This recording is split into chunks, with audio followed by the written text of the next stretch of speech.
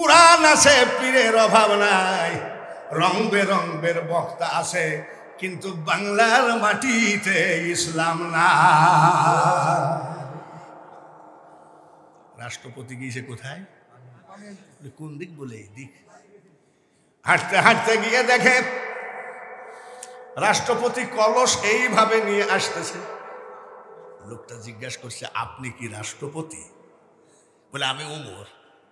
বলে, ভাই সারা রাত খুঁজেছি আপনার বাড়ি, তা আপনার সাথে একটু কথা ছিল।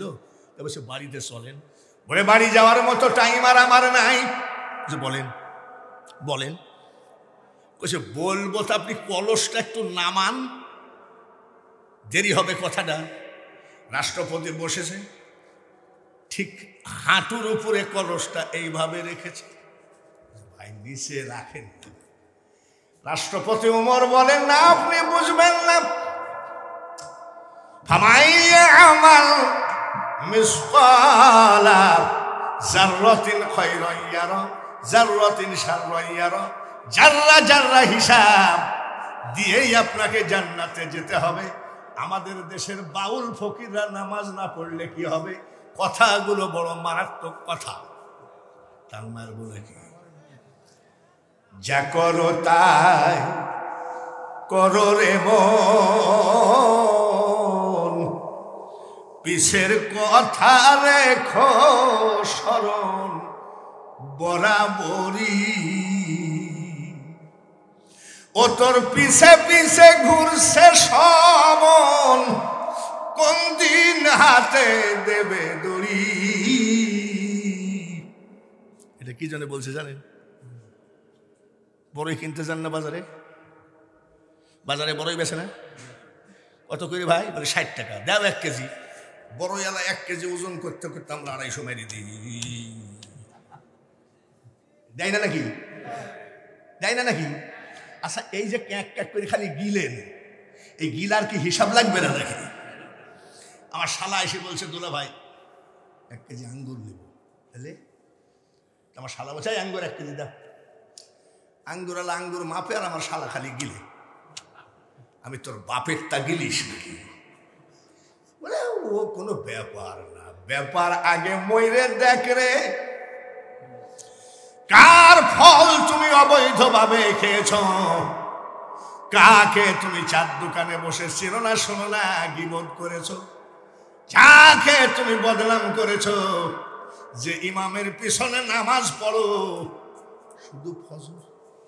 কিছু ফজরি মুসল্লি আছে না, আর যায় না কিন্তু ফজরে।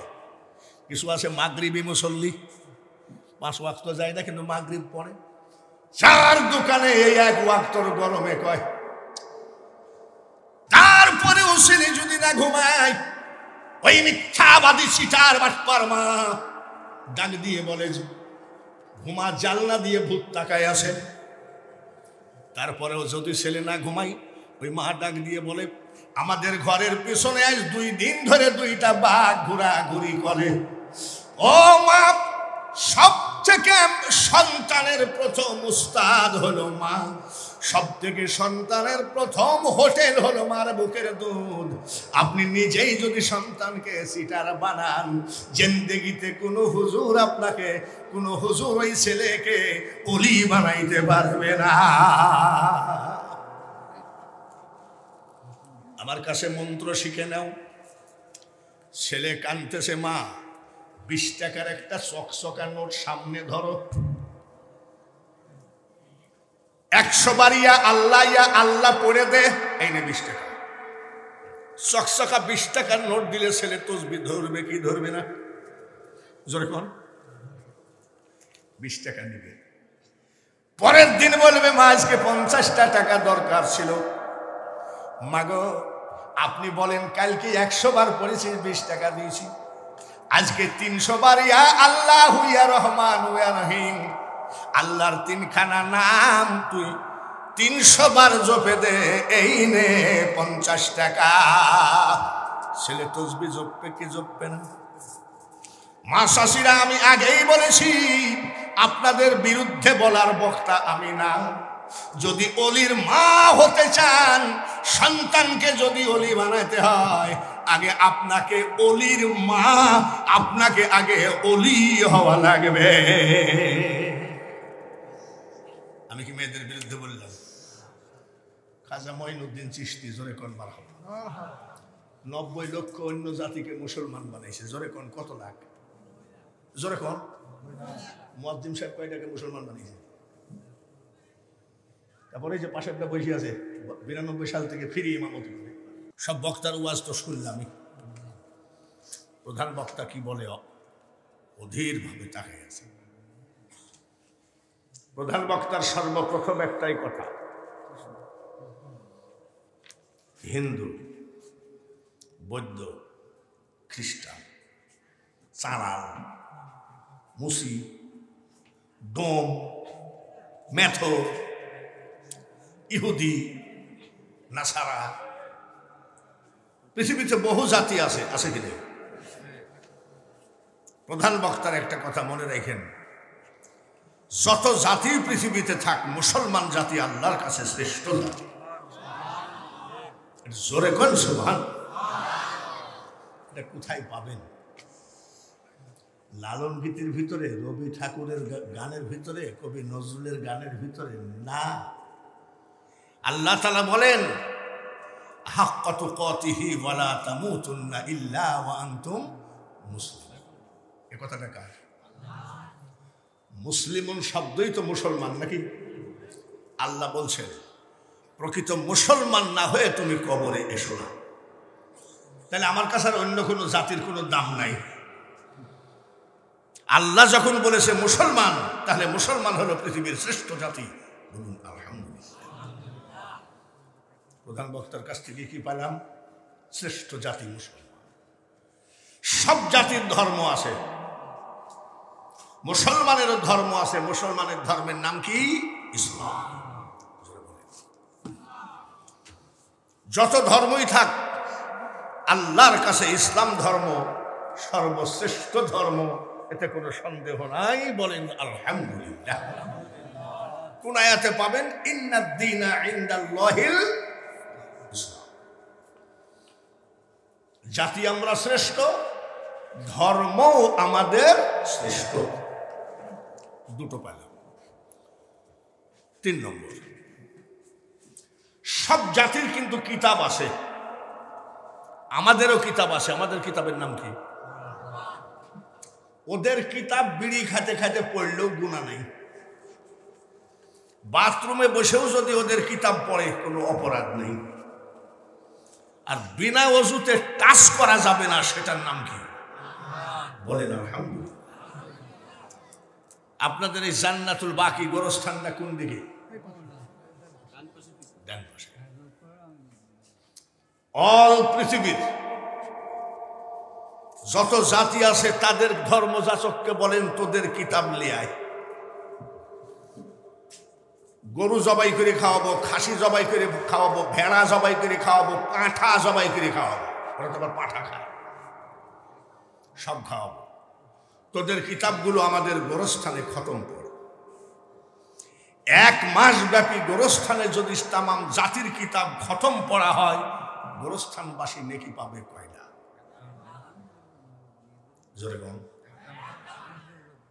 আর আমাদের যে কিতাব খতম পড়া লাগবে না, জান্নাতুল বাকি গোরস্থানে ঢুকেন, আসসালামু আলাইকুম ইয়া আহলাল কুবুর, সালাম দেন। সালাম দিয়ে শুধু আপনি পড়েন, বিসমিল্লাহির রহমানির রহিম, আলিফ লাম মিম। 3টা অক্ষর পড়েছি, আলিফ লাম মিম। গোরস্থানবাসী নেকি পাবে কয়টা? 3 10 এই হলো আমাদের কিতাব। বলুন আলহামদুলিল্লাহ। রেহেল কাঠে আমরা কিতাবটা রাখি, কোরআন শরীফটা। রেহেল কাঠটা যদি পড়ে থাকে, কেউ পা দিতে পারবে? পারবে? কারণ রেহেল কাঠ যদি পৃথিবীর সব থেকে কমা কাঠ দিয়ে বানানো যায়, আমাদের কিতাব কোরআনের সাথে টাচ খেয়ে রেল কাঠ পবিত্র হয়ে গেছে। বাঙালি হুজুরের কাছ থেকে কি পেলাম? জাতি আমরা শ্রেষ্ঠ, ধর্ম আমাদের শ্রেষ্ঠ, কিতাব আমাদের শ্রেষ্ঠ। বলেন ঠিক কিনা? আমাদের সব শ্রেষ্ঠ। এইবার বলেন, সবই শ্রেষ্ঠ, আমাদের নবী কেমন? এই যে আমাদের দেশে কিছু মোল্লা মুন্সি কয় মোহাম্মদ জামিয়তা, আবার এক মোল্লা কয় আজানের ভিতরে মোহাম্মদের নাম রাখা যাবে না। আজানের ভিতরে মোহাম্মদের নাম রাখা, আপনারা কি করেন? আজানের ভিতরে কি মোহাম্মদের নাম রাখা যাবে কি যাবে না? তাহলে এই যে কানার দল বলে তাদেরকে ধরে বাড়ান না কেন?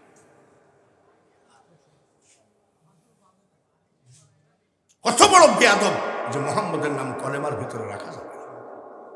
আর আমরা কি বলি? আজানে শুনি আপনার নাম, মারহাবা গো, কলেমায় পড়ি আপনার নাম। আছে নাকি? নামাজে আপনাকে সালাম, আত্তাহিয়াতু লিল্লাহি ওয়াস সালাওয়াতু ওয়াত তাইয়্যিবাত। তারপরে কি? সালামটা কাকে দেয়? ইয়া আইয়ুহান, নামাজে আপনাকে সালাম, আপনি যে নূরে মুজাসসাম, সেই নবীর উম্মত বলেন মারহাবা। আর ওরা ভাই মোহাম্মদ জামিয়তা। আমাদের ওইখানে কারা জানি সব আইছে নতুন করে, আমার পাশে আমার নামাজই সেদিন এলোমেলো হয়ে গেছে।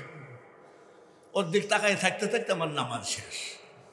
আমরা নিয়াত করি এইভাবে, আর ওর লোক এসে নিয়াত করতেছে আমি এই জুকারের আবার বাড়ি কোথায় রে। এই বিভিন্ন জুকার এসে ইসলাম ধর্মটাকে শেষ করার পায়তারা করতেছে। জীবনে কোনোদিন দেখি নাই যে তাবলিকে মারামারি।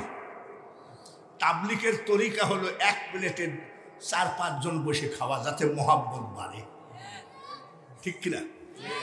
মসজিদে গেলে দেখবেন তাবলিক আগে 4-5 জন একসাথে খাইতো, বলে কি ব্যাপার? বলে মহাব্বত বাড়ে। ইন্নামাল মুমিনুনা ইখওয়া, মুমিনগণ পরস্পর ভাই ভাই। আর সেই তাবলিক জামাত এমন মারামারি করলো, ঢাকাতে হাসপাতালে জায়গা নেই।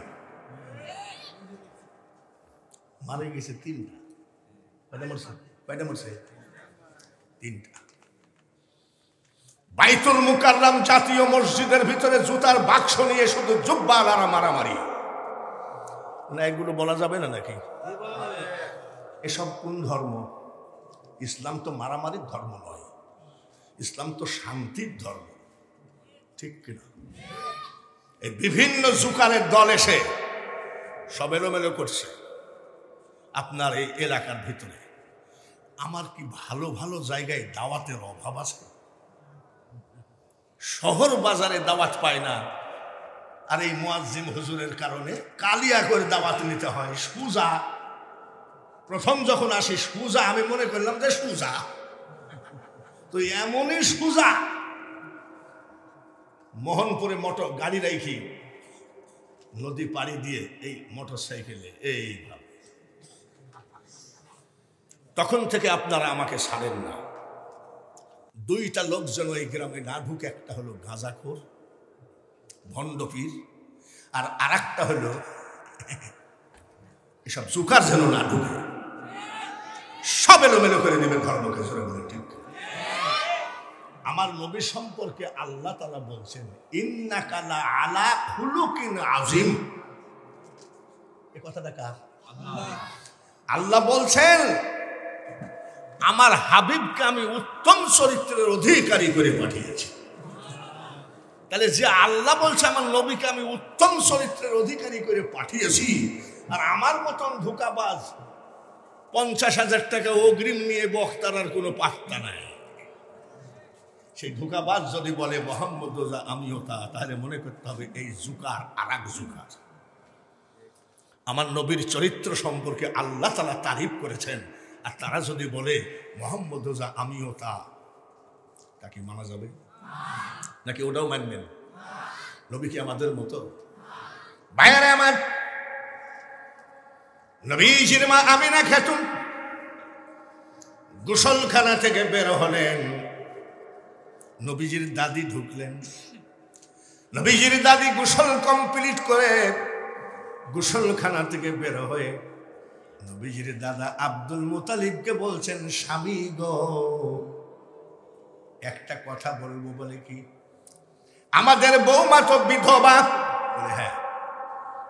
বিধবা মানুষ এত দামি আতর মাখে কেন? কিরকম? বিধবা আতর মাখলে মানুষের খেয়াল যাবে, কি দরকার? বলে আতর মাখে, তুমি বুঝলা কি করে? নবীজির দাদি বলেন, গোসলখানার ভিতরে শুধু আতর আর আতর, আতর আর আতর। জোরে বলেন মারহাবা। আপনি যখন বাথরুমের থেকে আসেন তখন কি আতরের ঘ্রাণ বাইর হয়? পানি মানি ঢাইলি ঢুইলে তারপরেও সাইজ করা যায় না। আর মা আমিনার নবীজির দাদি বলতেছে শুধু আতর আর আতর। আমি শাশুড়ি মানুষ, আমি বললে মাইন্ড করতে পারে, আপনি সুন্দর করে বুঝাইয়ে দিয়েন।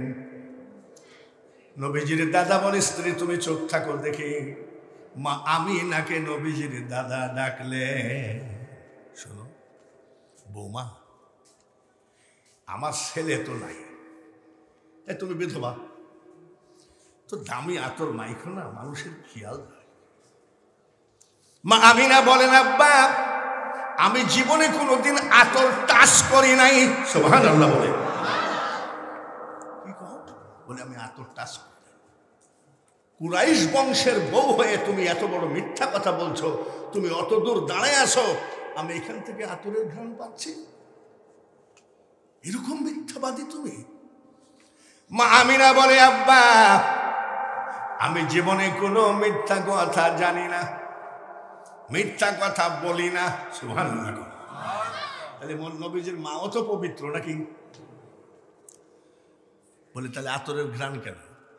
বলে তাহলে শোনেন গো আব্বা, যেদিন থেকে আমার পেটে বাচ্চা প্রবেশ করেছে, ওই দিন থেকে শুধু গোসলখানা নয়, রান্নাঘর, বেডরুম, ড্রয়িং রুম, এমনকি গো আব্বা আমার লেপ তো সুখ কাঁথা বালিশ, শুধু তাই না, আমি আমিনার লোমের গুড়াই গুড়াই জান্নাতি আতরের ঘ্রাণ আমি পাই। সেই নবীর উম্মত আমরা সবাই একবার বলি আলহামদুলিল্লাহ। নবীজির মা আমিনা বলছে, আমার জীবনে কোনোদিন পেট উঁচু হয় নাই। সুবহানাল্লাহ। আমি বুঝতেই পারি নাই যে আমার পেটে বাচ্চা আছে। নবীজির মা আমিনা খাতুন বলেন, আমি যখন একটু হাঁটাহাঁটি করতাম, আমার পার নিচে পাথরের টুকরা পড়ত। আমার ছেলের ইজ্জতে আমি দেখেছি ওই পাথর তুলার মতো নরম হয়ে গেছে। নবীজির মা আমিনা খাতুন বলেন, এই বাচ্চা নিয়ে যখন আমি একটু হাঁটাহাঁটি করতাম, আমার মাথার উপর দিয়ে ঝাঁকের ঝাঁক পাখি উড়ে যেত। আমি আমিনা নিজে কানে শুনেছি, এক পাখি আর এক পাখিকে ডেকে ডেকে বলে, পাখিরা রে একবার তাকায় দেখ, জমিনের উপর দিয়ে কে হাঁটাহাঁটি করে, এমন পবিত্র মা জীবনে পৃথিবীতে আর আসবে না। যার পেটে আছে আখিরি পয়গম্বর, খবরদার মা আমিনার মাথার উপর দিয়ে উড়ে যাওয়া বেয়াদবি। আমরা কোন নবীর উম্মত খালি ভাইবে দেখেন। আমি বলেছি জাতি শ্রেষ্ঠ, ধর্ম শ্রেষ্ঠ, কিতাব শ্রেষ্ঠ, নবীও শ্রেষ্ঠ। ভাইরা আমার, পৃথিবীতে যত ব্যথা আছে, ডেলিভারির ব্যথার মতন ব্যথা নাই। ডাক্তারকে জিজ্ঞেস করবেন, আপনার মাকে জিজ্ঞেস করবেন যে মা, আমি যখন দুনিয়ায় আসি তুমি কেমন ব্যথা পাইছি? ডাক্তার বলে ডেলিভারির সময় যদি টেস্টার ধরা হয় মেয়েদের গায়ে, ব্যথায় কারেন্ট পয়দা হয়, এর নাম ডেলিভারি। আমার নবীর মা আমিনা খাতুন বলেন, ঠিক ডেলিভারির সময় আমি ঘুমায়ে গেছি। ডেলিভারির সময় কোনো নারীর ঘুমে ধরে? ঘুমায়ে গেছি। চোখটা খুললাম, চোখটা খুলে দেখি আমার সিতারার ডান পাশে একজন সুন্দরী মেয়ে মানুষ দাঁড়ানো, বাম পাশে একজন সুন্দরী মেয়ে মানুষ দাঁড়ানো। ঠিক ডেলিভারি হবে এই সময়। ডান পাশের মেয়েটাকে জিজ্ঞেস করলাম, আপনি কে গো? মেয়েটা পরিচয় দিয়ে বলল, ও আমেনা, আমি জান্নাত থেকে এসেছি, আমি তামাম পৃথিবীর আদি মাতা, আমার নাম হাওয়া। মা আমিনা বলছে, আপনি কেন এসেছেন? একটা খবর দিতে এসেছেন। জোরে কোন পাইলা পাইলা বলে, কি খবর? কিছুক্ষণের ভিতরে আল্লাহ যে আপনার কোলে একটা বাচ্চা দিবে গো, এ বাচ্চা আখেরি পয়গম্বর। আমাদের মতো পাগল। বাম পাশের মেয়েটাকে জিজ্ঞাসা করলাম, আপনি কে? মেয়েটা মুস্কি হাসি দিয়ে বললেন, আমি পৃথিবীর একটা অসহায়া নারী। অসহায়া বলছেন কেন? মেয়েটা বলছে, ও আমেনা, আল্লাহ তাআলা আমাকে সন্তান দিয়েছেন, কিন্তু স্বামী দেন নাই। মা মরিয়ম কেন এসেছেন? বলে, আমি দুইটা খবর দিতে এসেছি। মা হাওয়া দিয়েছে কয় খবর, আর মা মরিয়ম কয় খবর? বলে, বলেন। এখনই তোমার পেটে যে কলেজে আল্লাহ বাচ্চাটা দেবে, এ বাচ্চা হবে আখেরি পয়গম্বর। 2 নম্বর খবর গো আমেনা, এই বাচ্চাকে যে হৃদয় দিয়ে, মন দিয়ে, প্রাণ দিয়ে ভালোবাসবে, তার জন্য জাহান্নামের আগুন হারাম হয়ে যায়। মানুষ বানাইছে আল্লাহ প্রেমের কারণে, প্রেমের ডুরি বান্ধ নবীজির সনে। মামিনা বলছেন, আমার ছেলে খাতনা দেওয়া অবস্থায় এসেছে। সুবহানাল্লাহ। খাতনা মানে কি? মুসলমানি কারা দিয়ে দেয়? হাজাম। এখনকার হাজাম তো ধরেন ওই জায়গায় মলম টলম লাগায়, অবশ করে, খুব দামি বিদেশি মেশিন দিয়ে কাটে। আর আমরা যারা মুসলমানি দিয়েছি, এই যে মাল সব জিজ্ঞাসা করেন, তুলের পুল বসাইছে, বাঁশের ফাটা কমছে দিয়ে মাল এইভাবে চেপে দিয়েছে, ঠিক না?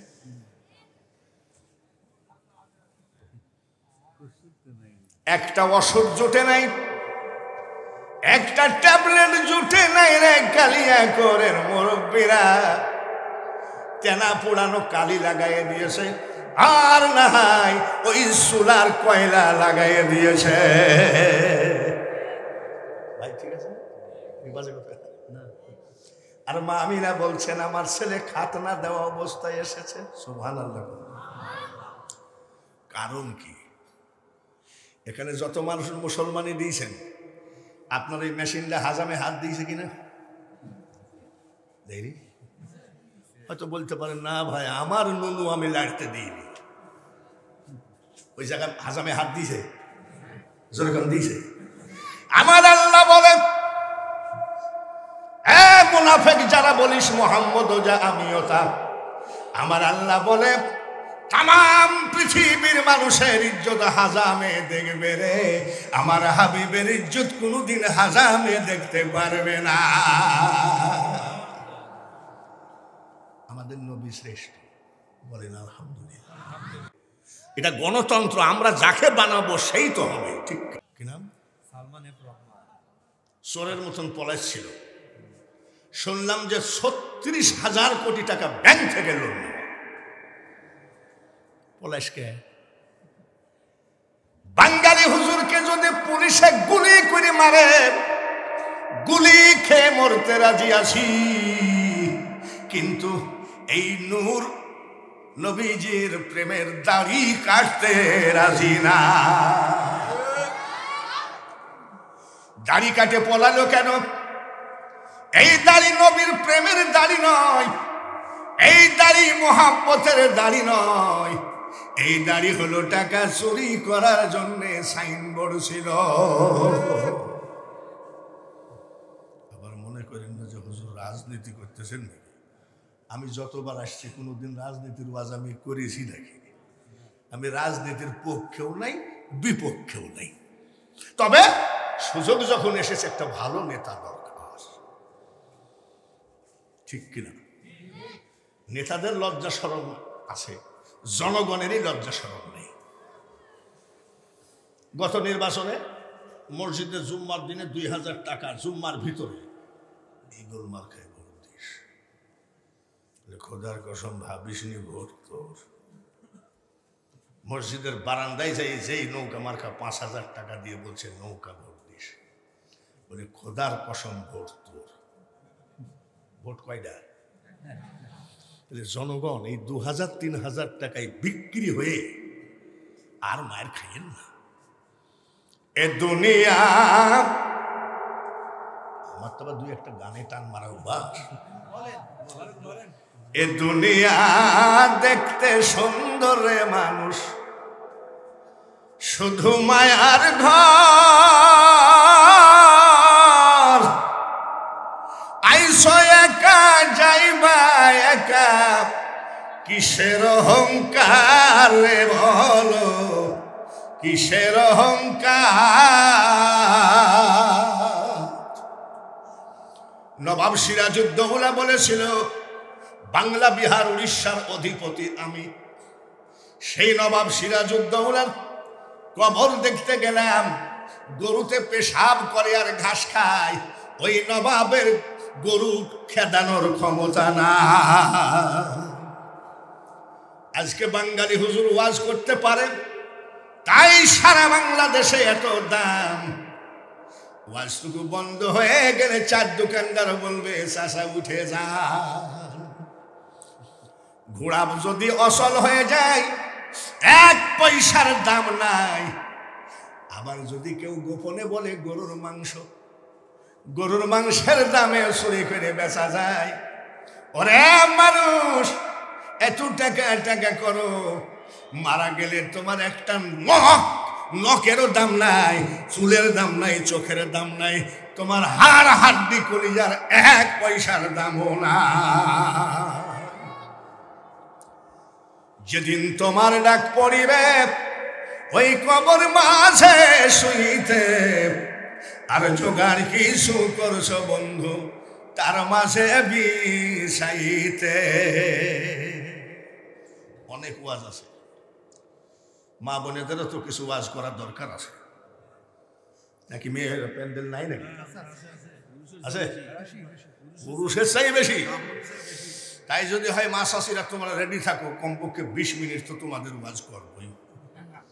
তবে অন্যান্য বক্তার মতন আমার ওয়াজ নয়। আমার ওয়াজ হলো যাতে মেয়েদের উপকার হয়। এইবার বাংলাদেশের যে সংসদ ভবন 11 তলা বিল্ডিং, বলেন কয়তলা? বুলেট প্রুফ ছাদ। হেলিকপ্টারে যদি বাংলাদেশের অ্যাসেম্বলি হাউস মানে সংসদ ভবনের উপরে বোমা মারা হয়, বোমা ফেটে যাবে, কিন্তু সংসদের কিছু হবে না। 11 তলা বিল্ডিং, বুলেট প্রুফ ছাদ। যে দেশের সংসদ, সেই দেশের মানুষ সুখে না অসুখে? বলেন আরেকবার কোন? অসুখে। তাম পৃথিবীর অর্ধেক পৃথিবীর রাষ্ট্রপতি আমিরুল মুমিনিন খলিফাতুল মুসলিমিন হযরত ওমর রাদিয়াল্লাহু তাআলা আনহু সংসদ ভবন ছিল ছিঁড়া খেজুরের পাটি দিয়ে বানানো। তখন তারা সুখী ছিল না অসুখী ছিল? কারণটা কি? কারণ হলো টাকা চুরি করে তারা দাড়ি শাসানে তাকে ভোট দেয় নাই। আল্লাহওয়ালা লোক ছিল রাষ্ট্রপতি, কোরআনের আইন মতো রাষ্ট্রপতি, সংসদ চালাইতো, যার জন্যে তারা এত সুখী ছিল। জোরে বলেন ঠিক কিনা? আরেকবার কোন ঠিক কিনা? যেমন রাষ্ট্রপতি উমর এশার নামাজ পড়ে মুসল্লি সব চলে গেল, উনি মসজিদের ভিতরে আলমারির ভিতর থেকে রাষ্ট্রের একটা খাতা বের করে উনি হিসাব করছে। কি করছে? জোরে কোন? কিসের হিসাব? রাষ্ট্রের হিসাব। কিসের? রাষ্ট্রপতি কিসের হিসাব করে? রাষ্ট্রের হিসাব করতেছে। এখানে যিনি সেক্রেটারি বা ক্যাশিয়ার, এই কালকে সারা দিন যাবে বা কালকে সে রেস্ট নেওয়ার পরে ও সারা দিন যাবে হিসাব নিকাশ করতে, কত কম পড়লো, কত শর্ট পড়লো, কি বা হলো। জোরে বলেন ঠিক কিনা? তাহলে ক্যাশিয়ারের একটা দায়িত্ব আছে কিনা? আর ক্যাশিয়ার যদি মনে করে ও কে দেখতেছে, আল্লাহ দেখছে না? জোরে বলেন দেখছে না? হযরত ওমর হিসাব করতেছে, এমন সময় হযরত আলী ঢুকলেন মসজিদে। হযরত ওমর বলে, আলী এশার নামাজ পড়ে চলে গেলেন, আবার আসলেন কেন? বলে, ওমর গো, ঘুমে ধরলো না, আমি মনে করলাম আপনার সাথে একটু আলোচনা করে সময় কাটাই। হযরত ওমর বলে, আলী নবীজির জামাইয়ের সাথে কিছু টাইম সময় কাটাবো, এর থেকে ভালো খবর আর কি আছে? একটু দাঁড়ান। আলমারির ভিতরে রাষ্ট্রের খাতা কলম তালা মারলেন। তখন কি কারেন্ট ছিল নাকি? লাইট ছিল নাকি? ইলেকট্রনিক্স কোনোটাই জন্ম হয় নাই। জয়তুন গাছের তেল দিয়ে বাতি ধরায় উনি হিসাব করতেছিলেন। আলমারির ভিতরে কাগজ কলমগুলো রেখে বলছে, আসেন কথা বলি, আসেন আসেন। হযরত আলী আর ওমর, রাষ্ট্রপতি আর আলী যখন সামনাসামনি হয়েছে, কি নিবাইছে? জোরে বল। হযরত আলী বলেন, ওমর মুখ না দেখা গেলে কথা বলে তো শান্তি লাগবে না, বাতিটা নিভালেন কেন? রাষ্ট্রপতি ওমর বলে, আলী আপনি নবীজির জামাই, আপনার সামনে বাতিটা নিভানো অপরাধ হয়েছে, কিন্তু উপায় নাই। এই বাতির তেলটুকু রাষ্ট্রীয় তেল। কি তেল? রাষ্ট্রীয় তেল দিয়ে রাষ্ট্রের হিসাব করা যায়, কিন্তু কারোর ব্যক্তিগত আলোচনা করার জন্য রাষ্ট্রের তেল খরচ করা জায়েজ নাই। এরাই হলো ইসলামের রাষ্ট্রপতি ছিল, যার জন্য ওই দেশের মানুষ ছিল তখন সুখী। আমাদেরকে সতর্ক থাকতে হবে, আর যেন না ঠগি। রাজনীতি করছি নাকি? রাজনীতির পক্ষে বিপক্ষে হচ্ছে নাকি? আমাদের পিঠ বাঁচাবো আমরা, ঠিক কিনা? ঈদের দিন, কালকে ঈদ, আর আজকে হযরত ওমরের স্ত্রী রাষ্ট্রপতির বউ বলছে, আমাকে কিছু না দিলেও হবে। ছোট ছেলেটা একটা জামার জন্য কাঁদতেছিল। সুবহানাল্লাহ। রাষ্ট্রপতির ছেলে কিসের জন্য কান্দে? আর আমাদের রাষ্ট্রপতির মার্কেটিং হয় কোথায়? সিঙ্গাপুর, লন্ডন, আমেরিকার, বোম্বের বাজার তো রিজার্ভ করা। আর রাষ্ট্রপতির ছেলে কি জন্য কান্দে? জামার জন্য কান্দে। বলে, আচ্ছা দেখছি কি করা যায়। রাষ্ট্রপতি বলছে, দেখছি কি করা যায়। মনে করবেন না বাঙালি হুজুর রাজনীতি করে, অত বোঝা ভালো না। বক্তার ওয়াজগুলো আমল করা ভালো। চিঠি লিখতেছে অর্থমন্ত্রীর কাছে। কেডা? রাষ্ট্রপতি। সুবহানাল্লাহ। মাননীয় অর্থমন্ত্রী, আমার সালাম নেবেন। আশা করি মহান আল্লাহ তাআলার ইচ্ছায় ভালো আছেন। আমি রাষ্ট্রপতি ওমর বলছি, এইবার ঈদে টাকা শর্ট পড়ে গেছে, আমার ছোট ছেলেটার একটা জামা দরকার। তাই আমাকে 1 মাসের বেতন অগ্রিম দেন, মাসে মাসে আমার বেতন থেকে কেটে নিয়ে। ইতি রাষ্ট্রপতি সিগনেচার করে সিল মারিয়ে দিল, অর্থমন্ত্রীর কাছে পাঠাইয়া দিল। অর্থমন্ত্রী পড়তেছে, সালাম নিয়েন, 1 মাসের বেতন অগ্রিম দেন, মাসে মাসে কেটে নিয়েন। চিঠি লিখতেছে অর্থমন্ত্রী, মাননীয় রাষ্ট্রপতি, আপনার চিঠি পড়ে আমি সকল বিষয় অবগত হলাম, কিন্তু অত্যন্ত দুঃখিত, আমি 1 মাসের বেতন দিতে পারলাম না। তার কারণ এটা হলো গণতন্ত্র। গণতন্ত্র গণতন্ত্র করি, গ্রামের 75 না 95% গণতন্ত্র চেনে না। গণতন্ত্র মানে জনগণের অধিকারকে বলা হয় গণতন্ত্র, আর পিস্তল ধরাকে বলা হয় রাজতন্ত্র। এটা গণতন্ত্র। আপনি যে 1 মাসের বেতন নেবেন, জনগণ যদি আপনাকে রাষ্ট্রপতি না রাখে, তখন আমি টাকা কোথায় থেকে দিই? আবার লিখছে, মাননীয় রাষ্ট্রপতি, গণতন্ত্র এদেশের জনগণ না হয় আপনাকে রাখলো, কিন্তু হায়াত মৌতের কথা বলা যায় না। আপনি যদি মারা যান, এই 1 মাসের বেতন আমি কেমনে পরিশোধ করব? যার জন্য আমি অর্থমন্ত্রী, সরকারের তহবিল থেকে 1 মাসের বেতন আমার দেওয়া সম্ভব হলো না। ইতি অর্থমন্ত্রী চলে গেল। রাষ্ট্রপতি চিঠি পড়ে আর কান্দে, চিঠির উপরে টাস টাস করে চোখের পানি পড়ে। রাষ্ট্রপতি উমরের স্ত্রী বলে, টাকা দেয়নি নাকি? না। টাকা দেয়নি তা আপনি কাঁদছেন কেন? এইবার ঈদে হলো না, আর ঈদে হবে। রাষ্ট্রপতি উমর বলে, স্ত্রী রে, অর্থমন্ত্রী টাকা দেয় নাই, যার জন্যে আমি কান্দি না রে। বলি, কেন কান্দেন? আমি রাষ্ট্রপতি একজন যোগ্য অর্থমন্ত্রী পেয়েছি, যে টাকার বেলায় রাষ্ট্রপতিকেও খাতির করে না। এই আনন্দে আমি কেঁদে ফেলেছি। জ্ঞানী বুঝে ইশারায় মূর্খ সাপুল দিয়ে চোখের মনি ফাটাই দিলেও বোঝে না।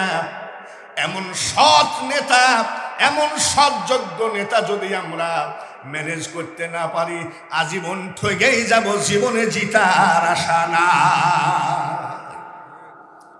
ইয়ামিন শহর থেকে একজন রাষ্ট্রপতির সাথে দেখা করতে গেছে, সারা রাত রাষ্ট্রপতির বাড়ি খুঁজেছে, পাই নাই।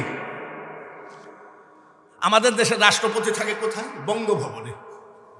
ওখানে তো যাওয়া সম্ভব না, পুলিশ, র্যাব, চৌকিদার, দফাদার, আনসার গেলেই বলবে যে অ্যারেস্ট করা হয়েছে।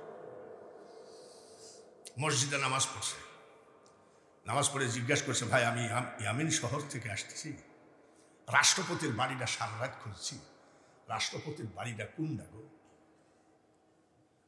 ওই যে বাঁকা একটা খেজুর গাছ,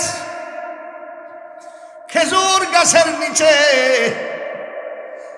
খেজুরের ডাল দিয়ে ঘর বানানো, তালের পাতা দিয়ে চাল বানানো, এটাই হলো রাষ্ট্রপতি ভবন। আসসালামু আলাইকুম ইয়া আহলাল বাইত, ঘরে কি আসেন? সালাম নেন। আমি সারা রাত রাষ্ট্রপতির বাড়ি খুঁজেছি। ভিতর থেকে আওয়াজ আসতেছে, ওয়া আলাইকুম আসসালাম, রাষ্ট্রপতি বাড়ি নাই, উনি পানি আনতে গেছে। আর এক রাষ্ট্রপতি দল। মাসাসির একটু বসো, তোমাদের ওয়াজ আছে, ধৈর্য ধরো। রাষ্ট্রপতি কোথায় গেছে? জোরে কোন, জোরে কোন। আজও সে আজান আছে, হাদিস আছে, কুরআন আছে, পীরের অভাব নাই, রং বেরঙের বক্তা আছে, কিন্তু বাংলার মাটিতে ইসলাম না। রাষ্ট্রপতি গিয়েছে কোথায়?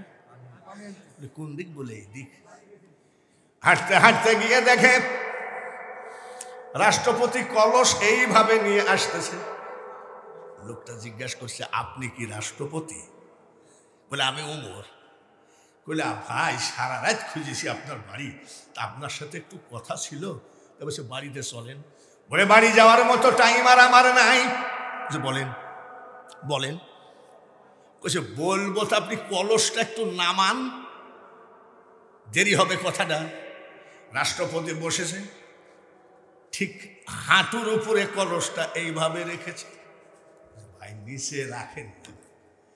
রাষ্ট্রপতি ওমর বলেন না আপনি বুঝবেন না,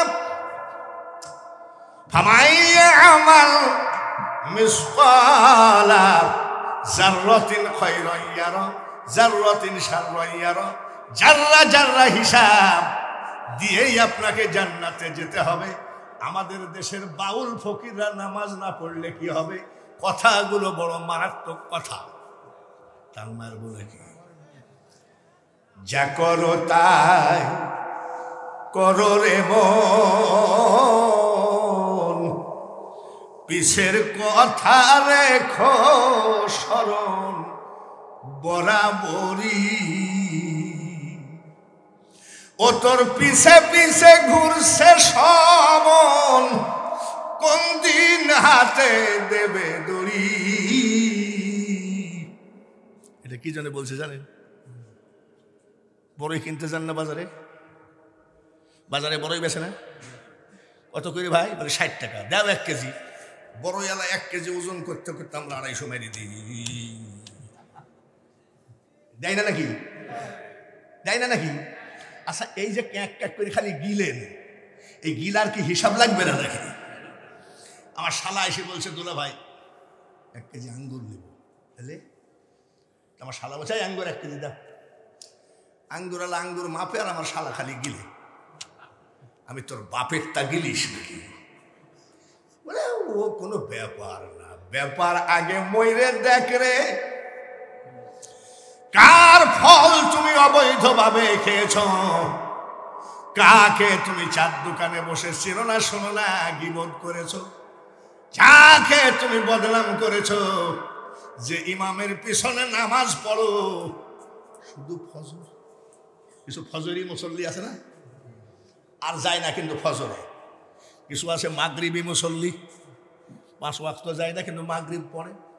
4 দোকানে এই 1 ওয়াক্তর গরমে কয় ইমামটা কত বছর হইল? 20 বছর। বলি এ মাল চলে না। যে দেশের মুসল্লি বছরে 3 বার ইমাম পাল্টায়, কিন্তু ইমাম যদি একদিন না থাকে তাহলে জুম্মার নামাজ পড়েনি লোক নেই। এত জ্ঞানী, জোরে বলেন ঠিক কিনা? কাউকে অযথা গালি দিবেন না, কাহারও দিলে দিও না আঘাত, সে আঘাত লাগিবে কাবার গায়ে। হযরত ওমর বলে ভাইজান, আমি যে কলসটা পুকুরের মধ্যে চুবাইছিলাম ভিজা, এই দেখেন ভিজা ভিজা, টিস্যুটা ভিজে গেল, টিস্যুটা নষ্ট হল। হযরত ওমর বলেন এই ভিজা কলস যদি আমি এই জমিনের উপরে রাখি, আর এই জমিনের মাটি যদি আমার ভিজা কলসের পাশার সাথে লেগে আমার বাড়ি যায়, কিয়ামতের মাঠে এই মাটি আমাকে জাহান্নামে নিয়ে যাবে। এর নাম হলো ইসলামিক রাষ্ট্রপতি। এখনই সুবহানাল্লাহ, কেবল তো ওয়াজ শুরুই হয়নি, এ তো কেবল শুরু। এটা কিসের বাগান? জান্নাতে যাবো কিনা তা বলতে পারবো না, তবে নবীজির কথা মোতাবেক জান্নাতের বাগানেই তো আসি। আপনারা খুশি আছেন? জোরে কোন খুশি আছে? মনের খুশি না মুখের খুশি? কথাটা 1 নম্বর না 2 নম্বর? 1 নম্বর কথা যদি হয়, পিছনের দিকে ভাইরা অনেকের দাঁড়ায় আছে, কথা যদি 1 নম্বর হয়, সামনের দিকে 1 হাত করে আগায় আসতে হবে, তাহলে মনে করব কথা 1 নম্বরই আছে। আর যদি না গান, তাহলে মনে করব 3 নম্বর লোকের অভাব নাই। পিছনে 1 ভাই দাঁড়ায় থাকুক আর 1 ভাই বসে থাকুক, এটা আমরা কোনোদিন চাইব না। এইখান থেকে আমাদের জীবন শুরু করি। লা ইলাহা, জোরে জোরে লা ইলাহা,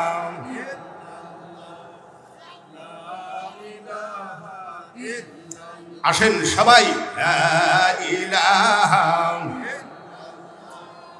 লা ইলাহা ইল্লাল্লাহু মুহাম্মাদুর রাসূলুল্লাহ। এই জান্নাতের বাগানে বসে একটু মুখটা পবিত্র বানায় নিয়ে যান। আল্লাহুম্মা জোরে জোরে সাল্লি আলা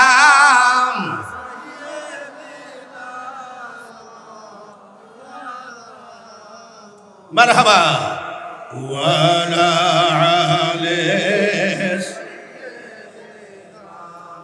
মা। হযরত ওমর রাষ্ট্রপতি, সামদেশ, সিরিয়া, বিভিন্ন জায়গা থেকে ভিক্ষা করে করে নিয়ে এসে মক্কা মদিনার লোককে খাওয়াতেন। সুবহানাল্লাহ। তখন মক্কার লোক গরিব ছিল না ধনী ছিল? গরিব ছিল। হাজিদের কাছে প্লেট পেতে পেতে ভিক্ষা চাইতো, এত গরিব ছিল। আর এখন কি সৌদি আরবে গরিব আছে? আমি 10 বার কাবা জিয়ারত করলাম, এইবার ফুল রমজান মাস ছিলাম। এই রমজান ভাই রে এত কষ্ট যে আমি করেছি, তার কারণ আমাদের ইফতারি করা অভ্যাস হলো 1 প্লেট, আর ওখানে ইফতারি দেয় 6টা খেজুর আর 1 গিলাস পানি। ভাই যাই হোক, কষ্ট করার জন্যই তো গেছি, ঠিক কিনা? আমি এবার সৌদি আরবে খুব পরিশ্রম করেছি রমজান মাস, আর অতিরিক্ত গরম।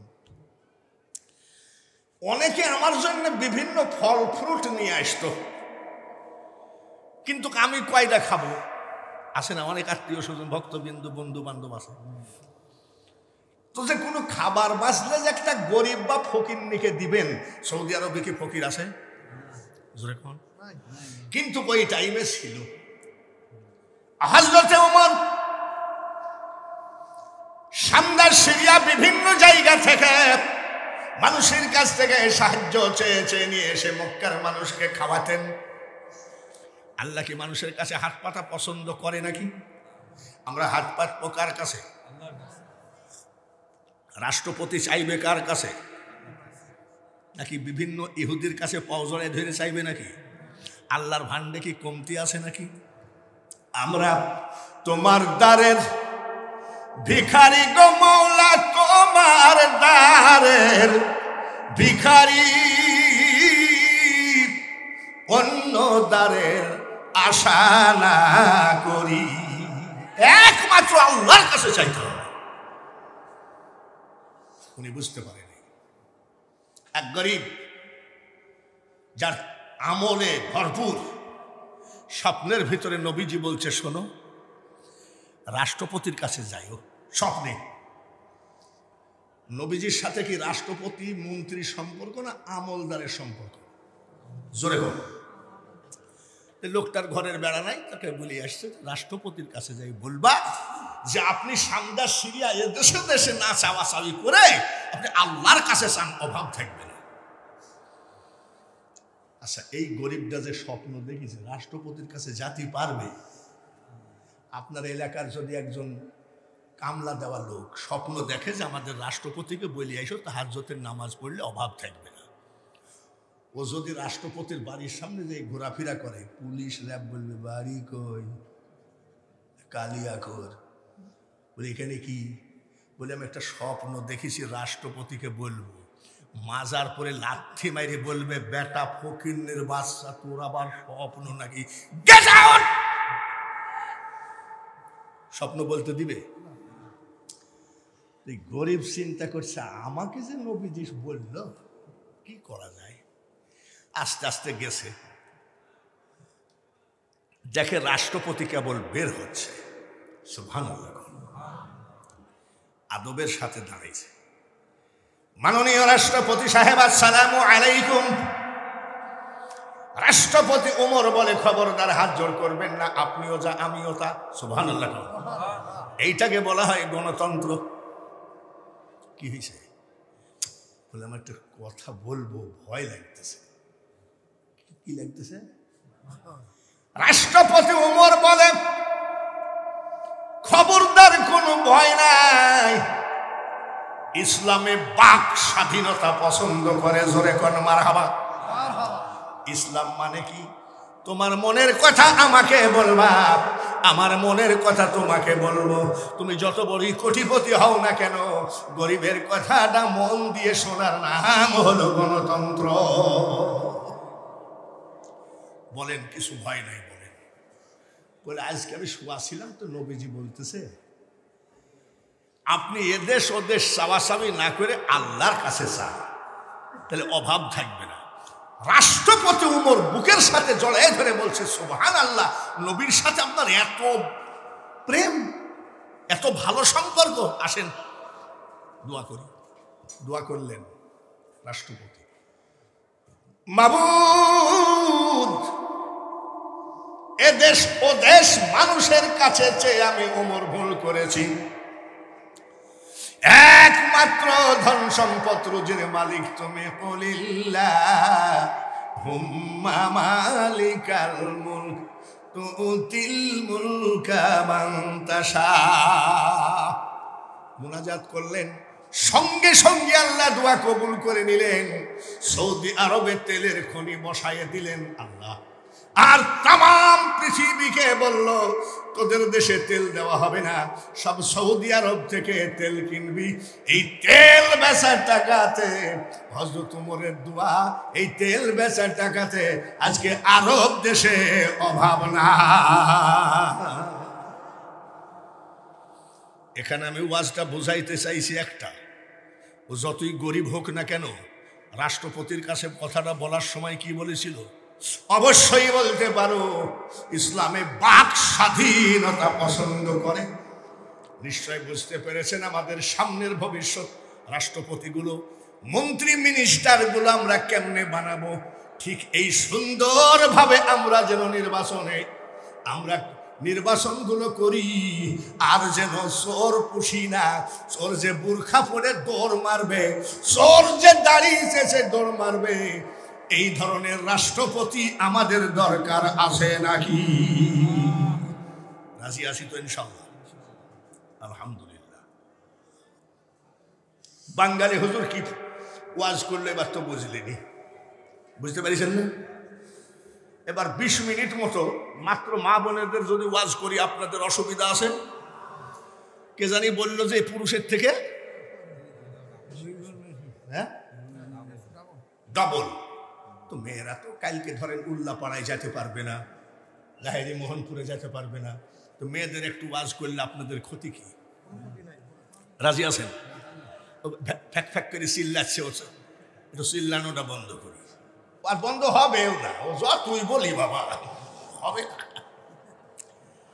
বলেন মেয়েদের ওয়াজ শুরু করছে আব্দুল কাদের জিলানী। বলি না ভণ্ড? জোরে কম। আব্দুল কাদের, এটা কিন্তু মেয়েদের ওয়াজ। এই মা চাষিরা তোমরা ওয়াজটা শোনো, শুইনি মরো। বড় করে আব্দুল কাদের জিলানী পৃথিবীর সমস্ত ওলিদের ঠিক কিনা? বড় পীর আব্দুল কাদের জিলানী এক অজুতে এশা এবং ফজর আদায় করেছেন। ইরাকের জঙ্গলে 22 বছর একাধারে ইতিকাফ করেছেন, জোরে কোন মারহাবা। আর গত বছর আমাদের মসজিদে 2 জন ইতিকাফে বসলো, এই যে এরকম যুবক। আমি বলছি তোমরা যে যুবক মানুষ ইতিকাফে বসলাতে রাত কেমন কাটতেছে, দিন কেমন কাটতেছে? বলে হুজুর রাত কোন দিক দিয়ে যায় বুঝতেই পারি না, ফেসবুক দেখতে দেখতে রাত শেষ। ইতিকাফে কি দেখে? এবার আসে পীরেদের ব্যাগ খুঁজলে পাওয়া যাবে জায়নামাজ, তসবিহ, টুপি, জোরে বলেন ঠিক কিনা? আমার হঠাৎ করে যদি আমাকে পুলিশে চেক করে কি পাবে? এইটা জোরে কোন মোবাইল। হয়তো এতগুলো দাঁড়িয়ে রাখছি, একটু লাগে কিনা? তাহলে বক্তার ব্যাগ খুঁজে পেলাম, মোবাইল, চিরুনি, তসবিহ, খিলাল আছে, খিলাল। মারা যাচ্ছিলেন, আমি পীরের সিতানায় বসে কাঁদতেছিলাম। আমার চোখের পানি সহ্য না করতে পেরে আমার পীর কেবলা বালিশের তল থেকে এটা বের করে আমাকে দিয়ে বলছে, আব্বা কান্দিস না, মাল দিয়ে গেলাম ধরে রাখি। এটা পীরের দেওয়া জিনিস, যার জন্য কি লাগাইছে? জোরে বলেন নাউজুবিল্লাহ। এই সব সরসুটটা যেন কালিয়াকৈর গ্রামে না ঢুকে সব সর্বনাশ করে চলে যাবে। জোরে বলেন ঠিক কিনা? তার কারণ কলকিতে গাঁজা খায়। এই গাঁজা খাওয়া কি জায়েজ নাকি? জোরে কর। গাঁজা খাই বাড়ি এসে ওর বউকে বলছে, ও মা বউ, গাঁজা খাই বউকে কি করে, ও মা বউ। এসব ধান্দাবাজি ছেড়ে। বড় পীর আব্দুল কাদের জিলানীর বয়স 4 বছর। জোরে বলেন কয় বছর? পর্দার আড়ালে মা বোনেরা শোনো গো, 4 বছরের ছেলেকে নিয়ে আম্মাজান মাদ্রাসায় গিয়ে উস্তাদকে বললেন আমার ছেলেটারে হাফেজ বানায় দিয়েন। আম্মাজান চলে আসলেন। উস্তাদ বলছে, শোনো তোমার নাম কি? বলে আমার নাম আব্দুল কাদের। আব্দুল কাদের পড়ো। আউযু বিল্লাহি মিনাশ শাইতানির রাজিম। বড় পীর আব্দুল কাদের জিলানী বলে, হুজুর ওটা আমি জানি। বড় বিসমিল্লাহির রহমানির রহিম বলে, হুজুর ওটা আমার মুখস্থ। বড় আলহামদুলিল্লাহি রাব্বিল আলামিন, হুজুর ওটা আমার মুখস্থ। বড় আলিফ লাম মিম যালিকাল কিতাবু লা রাইবা ফি, হুজুর কষ্ট করা লাগবে না, ওটাও আমার মুখস্থ। বয়স কত? উস্তাদের রাগ হয়ে গেছে। এই কতটুক মুখস্থ তোমার? উস্তাদজি 18 পারা পর্যন্ত মুখস্থ। কি মানুষ না জিন? মা জিজ্ঞাসা করে আব্দুল কাদের চলে আসলি কেন? বলে মা উস্তাদ ছুটি দিয়েছে। তাই দেখি বিকাল বেলায় উস্তাদ হাজির। বিকাল বেলায় উস্তাদ হাজির, বাড়ির দরজায় এসে সালাম দেয়, আসসালামু আলাইকুম ইয়া আহলাল বাইত। ঘরে কি আছেন? সালাম নেন। বড় পীর আব্দুল কাদের জিলানীর মা পর্দার আড়াল থেকে বলছে, ওয়া আলাইকুম আসসালাম, কে গো আপনি? আমি আব্দুল কাদেরের মা। জীবনে কোনোদিন কোনো পুরুষের সামনে যায় না। ওনার মা কার সামনে যায় না? জোরে কোন? আর আমাদের মহিলাদের অত্যাচার, আমরা হাসতে পারি না। ঈদের বাজারে যাবেন, ঈদের বাজার দোকানগুলো সব মহিলাদের দখলে। আমরা যে একটা পাঞ্জাবির কাপড় চোপড় কিনবো, দোকানদার কয়, হুজুর ঠিক দুপুর বেলায় আসেন, মহিলারা যখন রান্নায় ব্যস্ত থাকে তখন আমরা ফাঁকা থাকি। আর বড় পীর সাহেবের মা বলছে, আমি জীবনে কোনো পুরুষের সামনে যাই না। আর আমরা বাড়ির সামনে যাই, যদি জিজ্ঞাসা করি হবে তোমার আব্বা আছে, ঠেলি চলে আসে, বাড়ি ঠেলি চলে আসে। মাসাসিরা শোনে, আপনি কে? বলে মা আমি আপনার ছেলে আব্দুল কাদেরের উস্তাদ, আমার সামনে আপনাকে আসতে হবে না। বলে কেন এসেছেন? উস্তাদ বাড়ির দরজার থেকে বলছে, মা গো আপনি যে আপনার ছেলেকে হাফিজি পড়তে দিলেন, ওর তো 18 পারা মুখস্থ। ঠিকই বলেছেন। কোন মাদ্রাসা থেকে মা? বড় পীর সাহেবের মা বলে, আমার ছেলে কোনোদিন কোনো মাদ্রাসায় যায় নাই। তাহলে মুখস্থ হলো কেমনে? বলছে, উস্তাদজি আমি আমার আব্দুল কাদেরকে যখন ঘুম পড়াতাম, 1 পারা কুরআন শরীফ মুখস্থ শোনায় ঘুম পড়াইছি। মহিলা প্যান্ডেলে 2-1 জন আছে নাকি?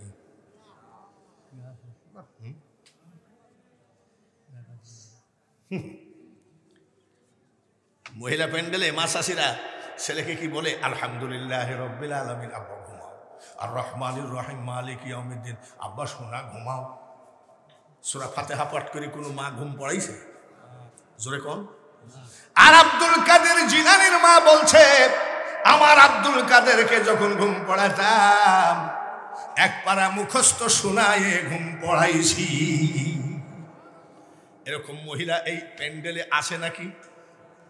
এরা কি বলে ঘুম পড়ায় বলবো নাকি? আগাডুম বাগাডুম ঘোড়াডুম বলে কি বলে না?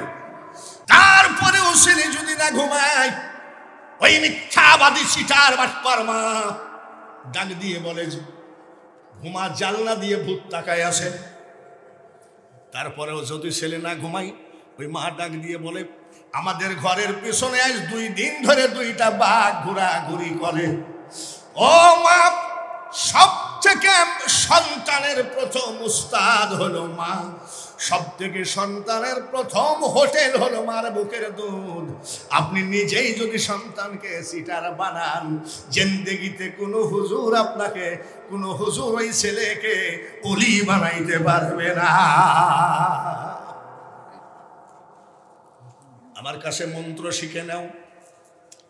ছেলে কাঁদতেছে, মা 20 টাকার একটা চকচকা নোট সামনে ধরো, 100 বার ইয়া আল্লাহ পড়ে দে, এই নে 20 টাকা। চকচকা 20 টাকার নোট দিলে ছেলে তসবিহ ধরবে কি ধরবে না? জোরে কোন? 20 টাকা নিবে। পরের দিন বলবে মা আজকে 50টা টাকা দরকার ছিল। মাগো আপনি বলেন কালকে 100 বার পড়েছি, 20 টাকা দিয়েছি, আজকে 300 বার ইয়া আল্লাহু ইয়া রহমান ইয়া রহিম, আল্লাহর 3খানা নাম তুই 300 বার জপে দে, এই নে 50 টাকা। ছেলে তসবিহ জপবে কি জপবে না?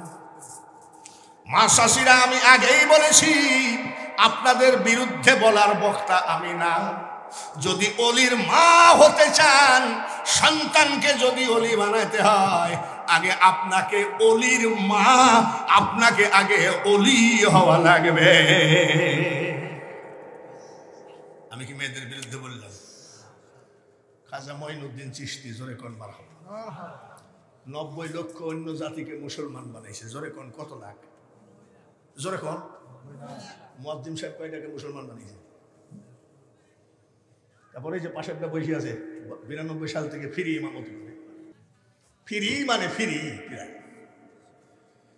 79 বছর বয়স, 47 বছর ওয়াজের বয়স, জীবনে 10টা মুসলমান বানাইতে পারলাম না। আর খাজা মঈনুদ্দিন চিশতি 90 লক্ষ অন্য জাতিকে মুসলমান বানিয়েছে। কত লাখ? মিট মিট করে হাসতেছে। ওনার মা জিজ্ঞাসা করে, আব্বা মঈনুদ্দিন হাসছিস কে? বলে হাসি রাখা যাচ্ছে না। কেন? বলে 90 লাখ মুসলমান বানিয়েছে। পর্দার আড়ালের মেয়েরা শোনো, খাজা মঈনুদ্দিনের মা ডাক দিয়ে কয়, বেটা মঈনুদ্দিন রে, 90 লাখ মুসলমান বানাইছিস, তুই হাসবে কেন? আমি তোর মা হাসবো কেন? তুই হাসার কেনা? এটা তো আমার কৃতিত্ব, তোর কৃতিত্ব নয়। বলে যেমন? তাহলে শোন, 10 মাস 10 দিন আমি তোর মা 2 চোখের পাতায় এক জায়গায় করি নাই, মানে ঘুমাই নাই। জোরে বলা লাগবে সুবহানাল্লাহ। আমার মনে হয় সবাই বলে নাই, আর একবার কোন সুবহানাল্লাহ। মঈনুদ্দিন চিশতির মা কতদিন ঘুমায়নি? জোরে কোন শুনুক। স্টার জালসা দেখছে নাকি? টিকটক? মা 10 মাস 10 দিন ঘুমাওনি, কি করিস? সারা রাত আমি নামাজ পড়েছি, যাই নামাজে তাসবিহ তেলাওয়াত করেছি, কোরআন তেলাওয়াত করেছি, ফজরের নামাজ পড়ে চোখের পানি ফেলে কেঁদেছি, আল্লাহ আমার পেটে যে বাচ্চা আছে, এই বাচ্চাটাকে বিশ্ব ওলি বানায় দিও। এই জন্য তুই 90 লাখ। বলে মা 10 মাস 10 দিন ঘুমাওনি? বলে না। খাজা মঈনুদ্দিন চিশতি বলছে, আমি অবাক হয়ে গেলাম। বলে অবাকের কি আছে? তাহলে আরো শোনো। বলো, যতবার, যতদিন, যত মাস তুমি আমার বুকের দুধ খেয়েছ, খোদার কসম বেটা মঈনুদ্দিন রে, আমি তোমার মা, বিনা অজুতে আমার দুধ তোমার মুখে ঠেকায় না। আর আমাদের মেয়েরা অজু জানে, ঠিক কিনা? আচ্ছা, ছেলে কি একবার দুইবার দুধ খায়? ও বলছে যতদিন, যত মাস, যতবার দুধ খাইছো, আমি বিনা অজুতে আমার দুধ তোমার মুখে দিই নাই। একবার বলেন সুবহানাল্লাহ। এরকম মা কি বাংলাদেশে আছে? জোরে কোন। আমাদের প্যান্ডেলে মনে হয় আছে দুই একটা। হ্যাঁ হ্যাঁ, থাকতে পারে। এত সস্তা। আমার বাড়ি কি নোয়াখালী, কুমিল্লা নাকি? ছেলে দুধ খাচ্ছে। ছেলে কি খাচ্ছে? কি খাচ্ছে? আর মা দেখছে টিকটক। মার খেয়াল কোন দিক? জোরে কর। ছেলে দুধ খেতে খেতে ঘুমায়, আস্তে করে গড়াইয়ে পড়ে টেবিলের তলে ঘুম পড়ে আছে। হাসিস? টেবিলের তলে টিকটক বন্ধ হয়ে গেছে। মা ডাক দেয়, আব্দুল কুদ্দুস কই গেলি আম্মা? জোরে বলেন, আব্দুল কুদ্দুস কোথায়? রাস্তায় যাই দেখে আব্দুল কুদ্দুস দুধ খেতে খেতে কই গেলি? জোরে বলেন, আব্দুল কুদ্দুস কোথায়? আর মা ডাকে কোথায়? চাচার কবর কোনে আর চাচি এমন আজাব দিবে গো মা, ওই কবরের ওই মাটিতে আর গলা পেটে পড়বে রক্ত গো মা, চিৎকারের ওই চোটেতে। গোরস্থানের জালসা মা চাষিরা খুব ভালো করে শোনো। সেই মঈনুদ্দিন চিশতি মারা গেলেন। হেলিকপ্টার হয় নাই, ফ্লাইট হয় নাই, মোটর সাইকেল, বাইসাইকেল, ঘোড়ার গাড়ি, গরুর গাড়ি কিছুই হয় নাই। ওই টাইমে খাজা মঈনুদ্দিন চিশতির জানাজায় 16 লক্ষ লোক জমায়েত ছিল। কত বড় পবিত্র মার সন্তান, মা কিভাবে অলি বানাইছে দেখো। কত লাখ? 16 লক্ষ লোকের দাবি ছিল শেষবারের মতো মুখের কাফনটা সরান, একটু দেখি। মুখের কাফন সরায় দেখে খাজা মঈনুদ্দিন চিশতি জীবিত থাকে কালীন চেহারায় যে নূর ছিল, তার থেকে কোটি কোটি গুণ নূর, মুখ ভরপুর হয়ে গেছে। এই চেহারার উপরে নূর দেখে ওই সঙ্গে সঙ্গে জানাজার শেষে 1 লক্ষ অন্য জাতি মুসলমান হয়েছে। মা চাষিরা একটুখানি নিজেকে সংযত করো। অত লাফালাফি ভালো না, অত দৌড়াদৌড়ি ভালো না। এটা গোরস্থান নাকি? রাজশাহীতে কাজলা একটা গোরস্থান আছে, কাজলা ভার্সিটির পাশে। মেলা কবর। আমি গাড়িটা রাইখে একটু জিয়ারত করি। জিয়ারত করেছি, মেলা কবর, সামনে উঁচু একটা কবর। আসসালামু আলাইকুম ইয়া আহলাল কবর, আউযু বিল্লাহি মিনাশ শাইতানির রাজিম। জিয়ারত করতেছি, কবরের ওই পাশে বাপু ফিস ফিস করে আওয়াজ হয়। তবে আওয়াজ কিসের? ভূত মুত নাকি? ভয় আমার লোমটোম খাড়া হয়ে গেছে। আপনার কি ভয় নাই নাকি? হয়তো বলবেন আন্তর্জাতিক খ্যাতি সম্পন্ন বক্তা, ভয় কেন? ভয় আপনারও আছে। রাত 3:30টার সময় আপনি একা গোরস্থানে যাইয়েন। একা গোরস্থানে যাই বলবেন আপনার বাপের কবরের পাশে দাঁড়ায়, আসসালামু আলাইকুম ইয়া আহলাল কুবুর। আপনার আব্বা যদি বলে কেবা আসিস? ভয় নাই নাকি? তা বলছি ফিস ফিস করে আওয়াজ হচ্ছে, তাড়াতাড়ি জিয়ারতটা করে পালাই, ভূত মুখ থাকতে পারে। পালানো চলে যাচ্ছে, যাই দেখি ওই কবরের পাশে এক মহিলার, যুবতী মহিলার উড়না। আমি যুবতীদের উড়না কবরের পাশে কেন? আস্তে করে যাই দেখি রাজশাহী ভার্সিটির এক যুবক আর এক যুবতী গোরস্থানের ভিতরে ঢুকে কবরের উপরে হাত দিয়ে ওয়াদা করতেছে, পরে আবার তালাক মালাক দিবা না তো। ওয়াজ শুরু হচ্ছে কেমন পাগলের। এত বেলা ভূমিকা করলাম। আমি যত বেলা ওয়াজ করব থাকবেন তো? কারা কারা থাকবেন না হাত তোলেন। বাবা 2 হাত তুলে ফেলেছে। রাজি আছেন তো ইনশাল্লাহ? এইবার বড় পীর সাহেবের ওয়াজ হলো, খাজা বাবার ওয়াজ হলো, এইবার হবে বাহাউদ্দিন নকশবন্দ রহমতুল্লাহের ওয়াজ, তারপরে হবে মুজাদ্দাদ আল ফেসানি রহমতুল্লাহের ওয়াজ, কাদেরিয়া চিশতিয়া নকশবন্দিয়া মুজাদ্দাদিয়া 4 তরিকার ওয়াজ করার পরে তারপরে ধরব যুবকদের ওয়াজ। কাদের? আমরাও যুবক ছিলাম, যুবকের হাতে বিড়ি ফিয়ার থাকলে এই হুজুর আসতেছে ফেলাই দাও, ইমাম সাহেব আসতে ফেলাই দাও, হাজি সাহেব আসতে ফেলাই দাও, চেয়ারম্যান সাহেব আসতে ফেলাই দাও, সব বিড়ি পাট তলে ফেলাইছে। আর এখনকার কিছু যুবক ইমাম সাহেব ভালো আছেন, ম্যাচ আছে নাকি, ইমামের কাছে কি চায়? যুবকের ওয়াজ হবে কি হবে না? আবার এই যে ফ্যাক ফ্যাক করে হাসতেছে না, এই যে 7 বছর 5 বছর, এদের ওয়াজ আছে, তোদেরও ওয়াজ আছে, তোরাও যাইসনি, তোমারও কাছে নাকি? ও বাবা, তাই তো যাওয়ার কোনো প্রশ্নই আসে। আমি বাড়িতে বসে আছি, একটু একটা 4, 5, 7 বছরে ওর মা বাবা এসে কয়, হুজুর বাঁচান। আমি আবার কি কথা বলি, কি হয়েছে? বলে আমার এই ছেলেটাকে 3 মাস পাবনায় রেখে আসলাম। তাই নাকি? আমাকেও ভুলে গেছে, ওর মাকেও ভুলে গেছে, ওর নামও ভুলে গেছে।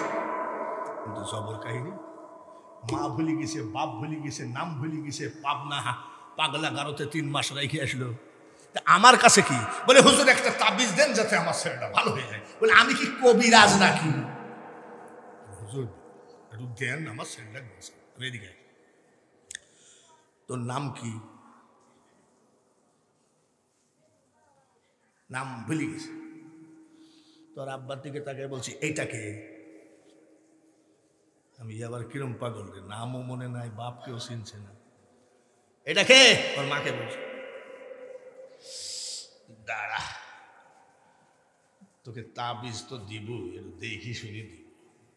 মা চিনে না, বাপ চিনে না, নামও ভুলে গেছে। আমি বলছি শোন, কাল তাবিজ দিব, 500 টাকা দিলাম, মিষ্টি খাবে। এটা কয় টাকা? জোরে কম। ওর মা চিনে না, বাপ চিনে না, আমার নিজের নাম ভুলে গেছে। আমি 500 টাকা দিলাম, মিষ্টি খাগা, কাল তাবিজ দিব। কয় হ্যাঁ, আমি কি এত পাগল নাকি? এটা 20 টাকা।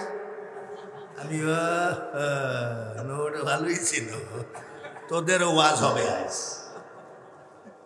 সব ওয়াজ করবো। এখন ওয়াজ হলো, এখন ওয়াজ হলো গোরস্থানের পাশ দিয়ে যখন কোনো আল্লাহওয়ালা ব্যক্তি যায়, কোনোদিন খবর নিলেন না, ওই মা আর বাবা ডাক দিয়ে বলে, কে যাও রে পথিক রাস্তা দিয়া হাঁটিয়া, সূরা ফাতিহা সূরা ইখলাস যাও না একবার পড়িয়া।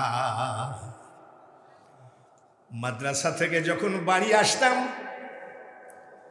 আব্বা বলতো মাদ্রাসায় পড়িস না, চাকরি পাবি না, ভাতের অভাবে মরবি।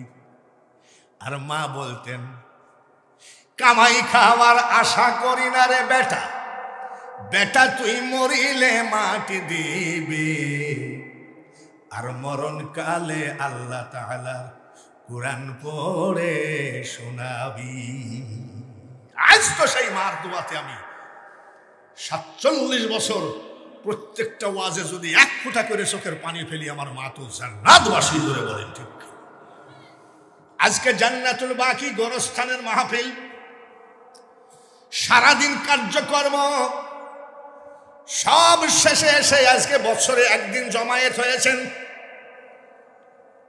দিনটা ভালো না খারাপ?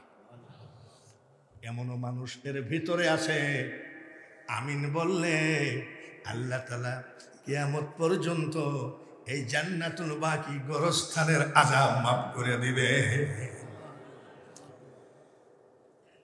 সব বক্তা একবার করে কালেকশন করেছে, গাদি কালেকশন। আমি কালেকশন করার প্রয়োজন নাই, এত টাকার দরকার কি? তারপরেও প্রধান বক্তা অনেকে নিয়াত করে থাকে, আমার এই 50টা টাকা আমি প্রধান বক্তার হাতে দেব। সব বক্তা কালেকশন করেছে, আমি যদি আমার এই পাগড়িটা বিছাইয়ে দেই, আপনি 5 টাকার একটা কয়েনও যদি দেন। সব বক্তা কি দোয়া করেছে জানি না, আমি বাঙালি হুজুর, আমার পাগড়ির উপরে আপনার মা বাপের নামে টাকা দেবেন, আমি সর্বপ্রথম দোয়া করব একটা, কয়টা জোরে কোন, সেই দোয়াটা কি হবে? সেই দোয়াটা হবে, আল্লাহ এই মানুষটাকে কাফনের কাপড় পরানোর আগে হজের কাপড় পরায়। আল্লাহ পারে। আমার মতন ফকির দেখে যদি 10 বার কাবা জিয়ারত করাতে পারে, আপনাকেও পারে। গোরস্থানে আপনার মাকে দিবেন, বাবাকে দিবেন, কিন্তু দোয়া হবে আপনার। কি দোয়া? আবারও বলছি, আজকে যারা প্রধান বক্তার পাগড়ির উপরে দান করবেন, 5 টাকার একটা কয়েনও হোক ঘৃণা করা যাবে না। দোয়া করব, আল্লাহ এই মানুষটাকে কাফনের কাপড় পরানোর আগে হজের কাপড় পরায়। একটা মানুষও বসে থাকবেন না, 5 টাকার একটা নোট হলেও এই পাগড়ির উপরে দিবেন, দেখবেন ইনশাল্লাহ, দেখবেন।